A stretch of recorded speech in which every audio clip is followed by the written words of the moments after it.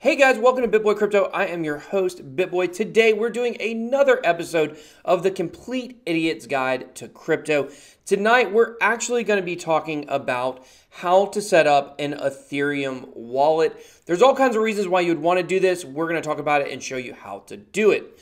So if you haven't joined our community already, we call it the Bit Squad. Please go ahead, click that subscribe button, hit the bell for notifications.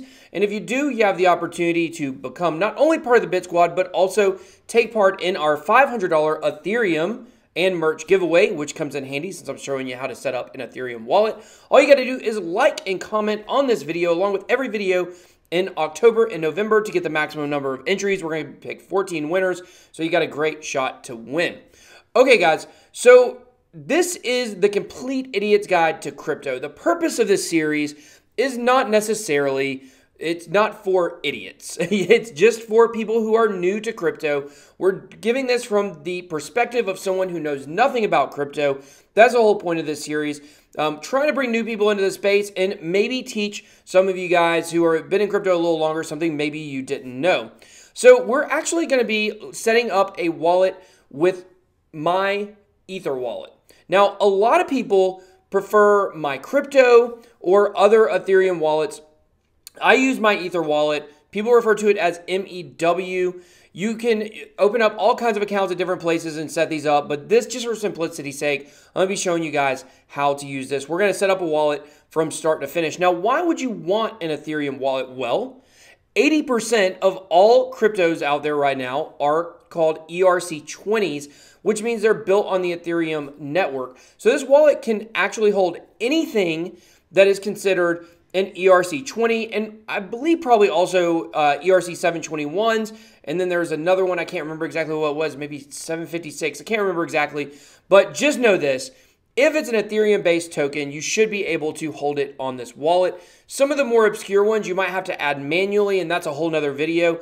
But I'm just going to show you basically how to open this wallet up. And any of the ERC20 tokens you may want to put in, you're going to be able to do that. So here I pulled up myetherwallet.com. And right here, it has all kinds of warnings it's going to want to walk you through, basically telling you that this is not a bank. It's open source. It's going to give you some warnings. Now, a common scam with myetherwallet is for people to make spoofed sites of it. So make sure if you're going to use my Ethereum wallet, make sure that you always go directly to myetherwallet.com and not, don't click a link to go to it. As you guys know, or maybe you don't know, but I was actually phished through this exact same thing. People were like, well, why are you still using my Ether wallet? Well, the reason is because I was an idiot. I got phished. It was my fault. So I learned from it and I moved on. But it wasn't necessarily a problem with my Ether wallet. It was a problem with my own intelligence, naivete, if you will.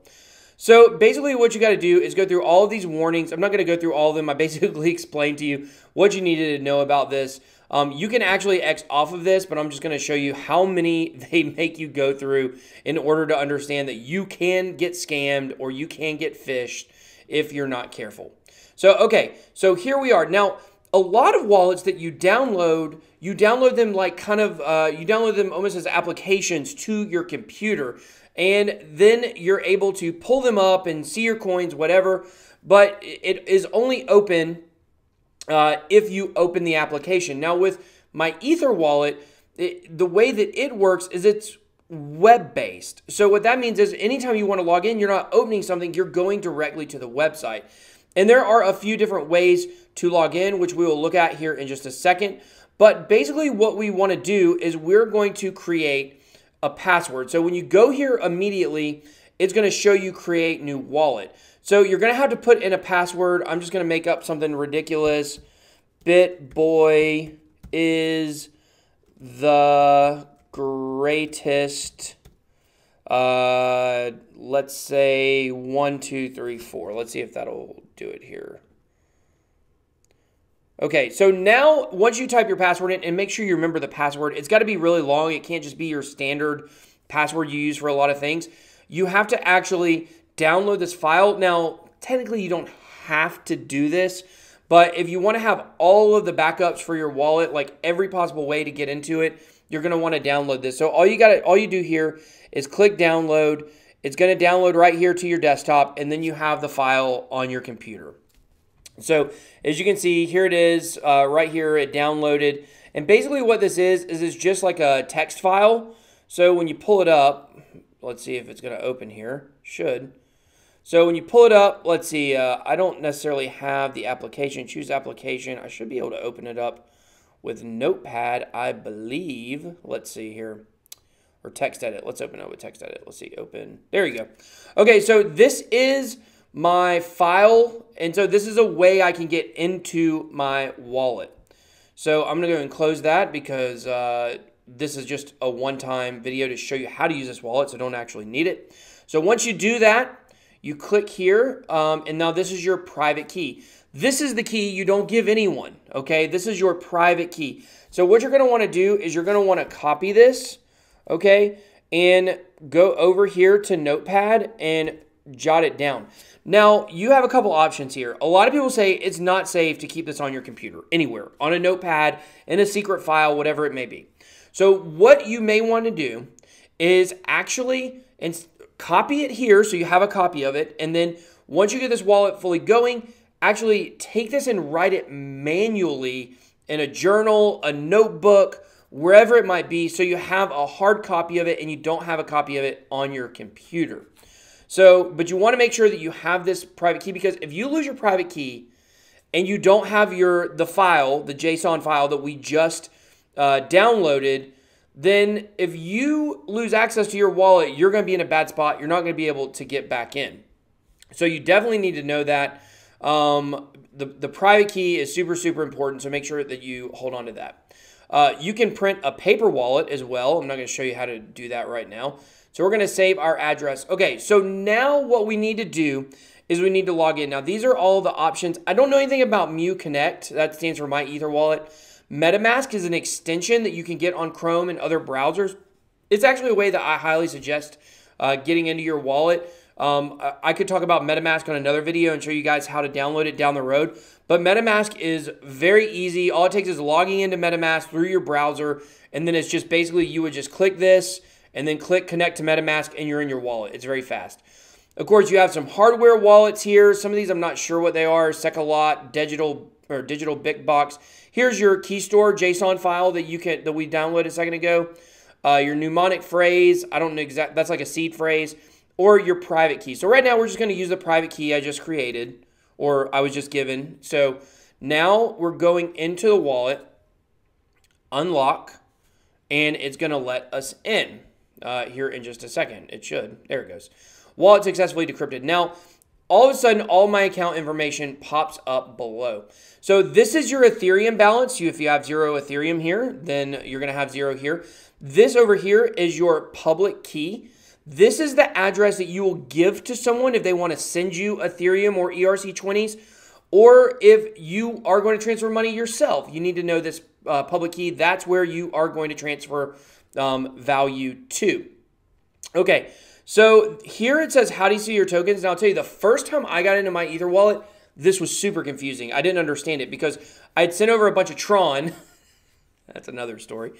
And I couldn't find it in my wallet, you know, because it kept showing balance 0. And then I would come here to show tokens.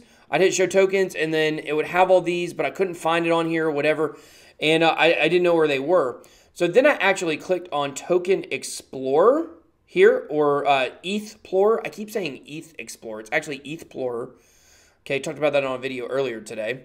But, and here it is. This is your token balance. So if you have Tron, well, Tron's not an ERC20 anymore. But if you have like Binance Coin, or if you have Omise Go, or you have any of these ERC20s, it's going to show up over here in your token balance, okay?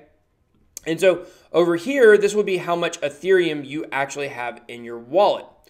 Now, if you go back and you want to see transaction history for your account for Ethereum or anything else, you would just go here to Etherscan, and this is going to show you your transaction log, but it's not necessarily going to show you your balance of your tokens. I think maybe there might be a token tab that pops up here if you do have tokens, but that is what this is.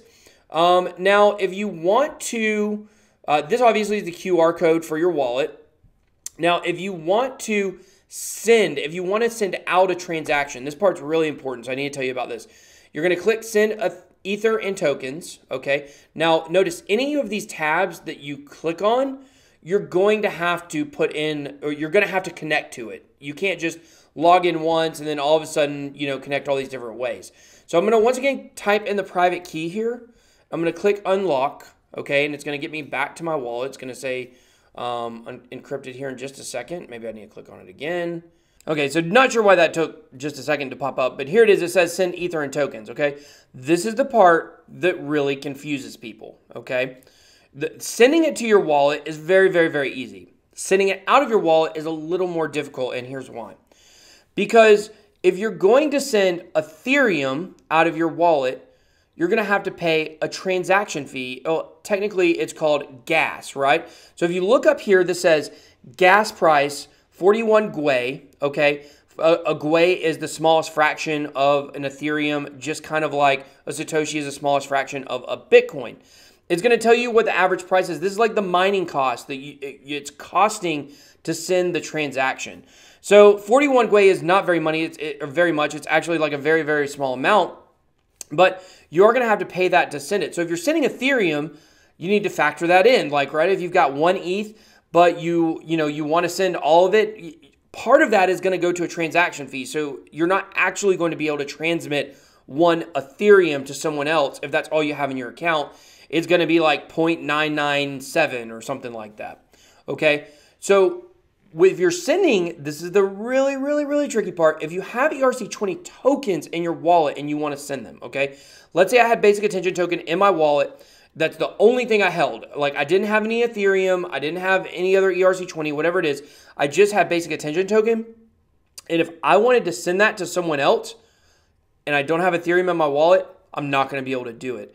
It's going to give you all these errors, and it's something really simple. I feel like they should tell you on here when you get the error, but they're not going to do that. So if you want to send basic attention token somewhere, okay, you'd have to put the address that you want to send it to, maybe your Binance account, whatever it might be, and then you're going to want to put the amount you're going to want to send. So let's say you have 50 basic attention tokens you want to send them. You're going to put 50 here, okay? And then down here, you're going to keep getting an error, so you're going to keep fooling around with a gas limit, and it's never going to work. You have to have Ethereum in your Ethereum wallet in order to send ERC20 tokens to another address, okay? That's why you're going to keep getting errors all the time, because a lot of people, they've got ERC20s, but they don't have any Ethereum in their wallet because they just didn't buy Ethereum for whatever reason, and they can't figure out why their transactions aren't going to go through.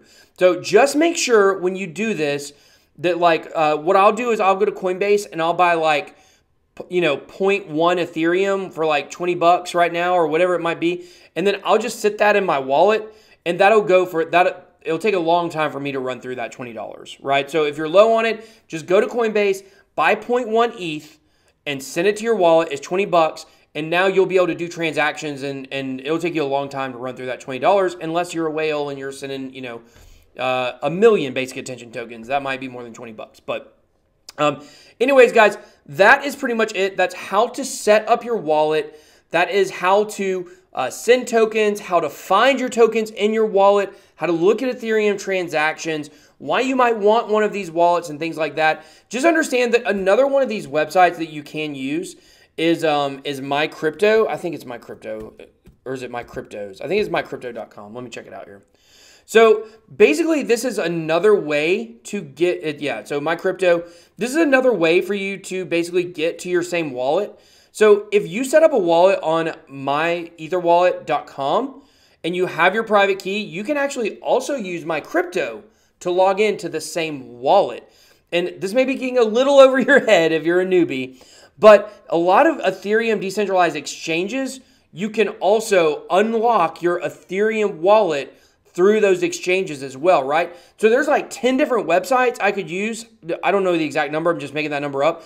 But there's somewhere between 10 and 20 and 100 websites that you can go to and use that same private key and get into your wallet. So that's the whole thing about a decentralized exchange. Why they allow that is because you're sending stuff to another person directly from your wallet, and you're not having to go through a regular exchange where you don't have your private key. So that's pretty much it, guys. That's everything I want to talk to you guys about. I feel like I made this video maybe longer and more complicated than it had to be, but that's how to set up an Ethereum wallet. That's how to send the value. That's how to do pretty much the 9 yards. Everything you're going to want to do with Ethereum tokens right here, that easy. So if you have any questions, you feel free to drop them below in the comment section. If I see any, I might try to get to them. But big shout out to the Bit Squad. Big shout out to everybody that has been liking and sharing my content. Until next time, BitBoy out.